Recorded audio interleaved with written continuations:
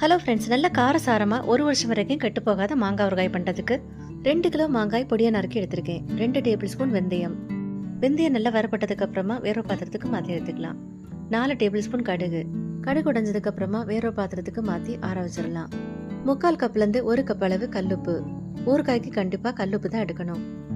உப்பு நல்லா வரப்பட்டு வெள்ளை நிறத்துக்கு மாறி வந்திருக்கு. தனியாக ஒரு பாத்திரத்துக்கு மாற்றி ஆற வச்சிடலாம். நம்ம ஆற வச்சிருந்த கடுகு வெந்தயம் நல்லா ஆறுனதுக்கு அப்புறமா மிக்ஸி ஜாருக்கு மாற்றி பவுடர் பண்ணி எடுத்துக்கலாம். உப்பையும் மிக்ஸி ஜாருக்கு மாற்றி பவுடர் பண்ணி எடுத்துக்கோங்க. நறுக்கி வச்சிருந்த மாங்காயில் மசாலா பொருட்கள் சேர்த்துடலாம். நம்ம பவுடர் பண்ணி வச்சிருந்த கடுகு வெந்தயம் பவுடர் நல்ல வாசனையாக இருக்குது. 100 கிராம் காஷ்மீரி மிளகாய்த்தூள். சாதாரண மிளகாய்த்தூளாக இருந்தால் குறைவாக சேர்த்துக்கோங்க. பொடிச்சு வச்சிருந்த உப்பையும் சேர்த்து நல்லா கலந்து விட்டுக்கலாம். நல்ல புளிப்பாக இருக்கக்கூடிய மாங்காயாக இருந்தால் உப்பும் மிளகாய்த்தூளும் எண்ணெய் அதிகமாக சேர்க்க வேண்டியிருக்கும். 500லேருந்து 600 ml வரைக்கும் நல்லெண்ணெய். எண்ணெய் சூடானதும் 1லேருந்து 1.5 டேபிள் ஸ்பூன் கடுகு. தீ ஆஃப் பண்ணதுக்கப்புறமா 1 டேபிள் ஸ்பூன் பெருங்காயத்தூள்.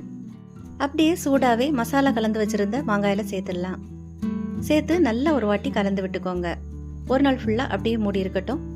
மறுநாள் எடுத்து நல்ல வெயிலில் காய வச்சு எடுத்துக்கோங்க. நான் ஒரு நாள் காய வச்சு எடுத்திருக்கேன். 3லேருந்து 4 நாள் வரைக்கும் காய வச்சு எடுத்துக்கலாம். இப்படி காய வச்சு எடுக்கிறதால சீக்கிரமாக கெட்டு போகாது. மனமும் சுவையும் அவ்வளோ சூப்பராக இருக்கும். ட்ரை பண்ணி பாருங்கள். தேங்க்யூ.